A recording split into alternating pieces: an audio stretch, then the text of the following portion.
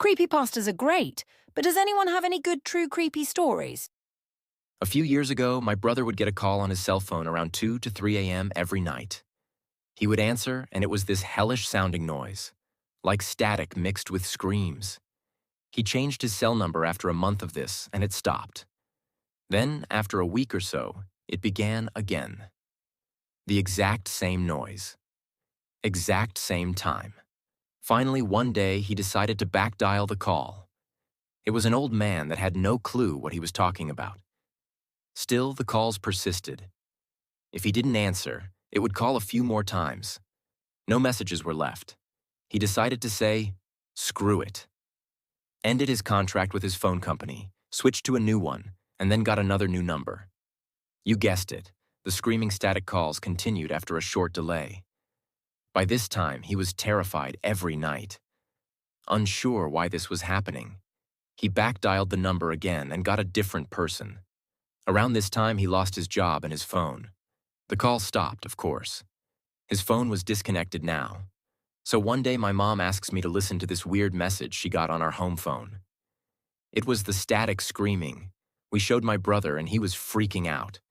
He backdialed the number again and it said the number was disconnected this time. Never heard from it again after that. This happened to a friend of mine. She told me about it a year or so ago. We'll call her Minji. Minji is in her late 20s and works as an English tutor in South Korea. One evening, a few years ago, she was tutoring a high school boy. They were up studying pretty late, and the buses stopped running. Being a long way from his house, the boy asked if he could crash on her floor overnight and get the first bus the next morning. Minji was very reluctant because inviting a teenage male student to stay the night didn't sound like a great idea, but he was begging her and eventually she relented. They went back to her one-room apartment and she got into the bed while he laid a blanket out on the floor and they both fell asleep. A few hours later, at maybe 2 a.m., the boy wakes Minji up. "I'm really hungry," he says. "Let's go get some food." Minji opens her eyes and looks up at him in disbelief. "Food? Now? It's 2 a.m. Go back to bed." But the student insists, "No, I'm so hungry. Let's eat something now." She tells him that there's some ramen in the kitchen and he can fix himself some. This doesn't satisfy him. He doesn't want ramen. There's a 24-hour place just down the road. Let's go there. Eventually, after several minutes of persuasion, the boy gets Minji to come with him to the restaurant. They leave the apartment and head out. As soon as they're on the street, the boy turns to Minji and says, "I'm not hungry. I woke up in the middle of the night and looked under your bed. There's a man sleeping there." They call the police and discover that a homeless man had been living in Minji's apartment, sleeping under her bed, for over 2 months. The boy only saw him because he was lying on her floor, so had a clear view under the bed. The police arrested the man, and thankfully there were no other issues. But that's by far the creepiest thing that's ever happened to anyone I know. I was once featured in a St. Jude's Survivor newsletter when I was about 5 years old in the early 90s. The newsletter went out across the country and apparently into Canada. There was this guy named Mitchell that called my family up out of the blue because he had read my cancer survival story. He lived somewhere in Canada and claimed to be this big-time Christian and wanted to talk to me God and prayer. My mum let him talk to me for whatever reason, and the guy actually just wanted to talk to me about Aelf.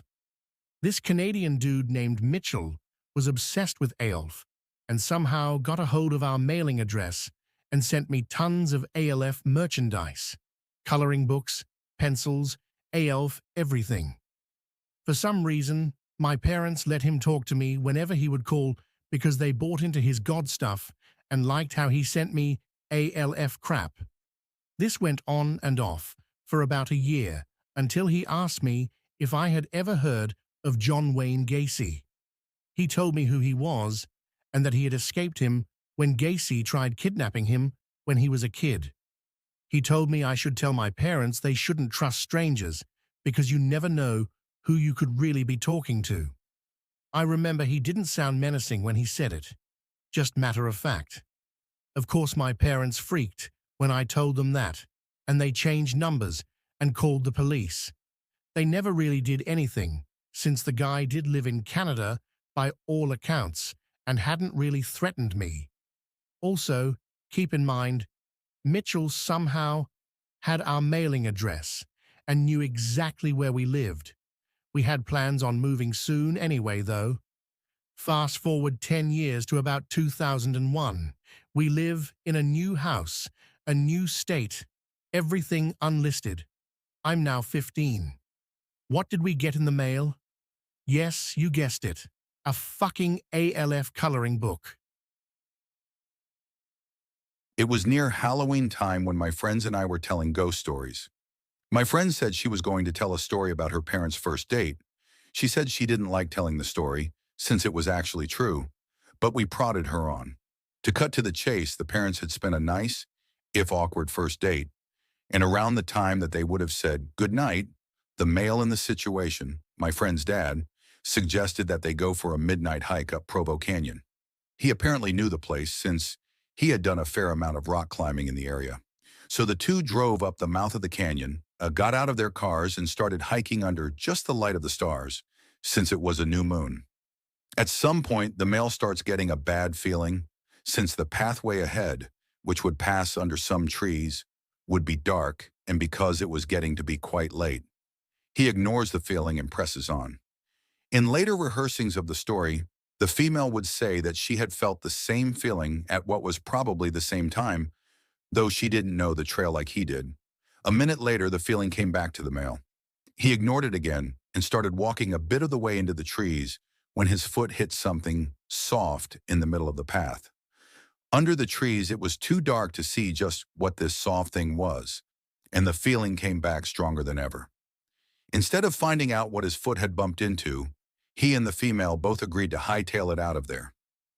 Years later, after being married for some time, they were watching an interview with the serial killer Ted Bundy. In response to a question asking him to describe the time that he felt the closest to being caught, he explained about the night that he lured a girl into Provo Canyon and had just killed her when he heard some people coming up the trail. He explained how he hid in the trees just in time, only to watch some guy walk right into the body and for some reason just turn around and walk away. TLDR. Friend's parents stumbled onto a fresh corpse left by Ted Bundy on their first date.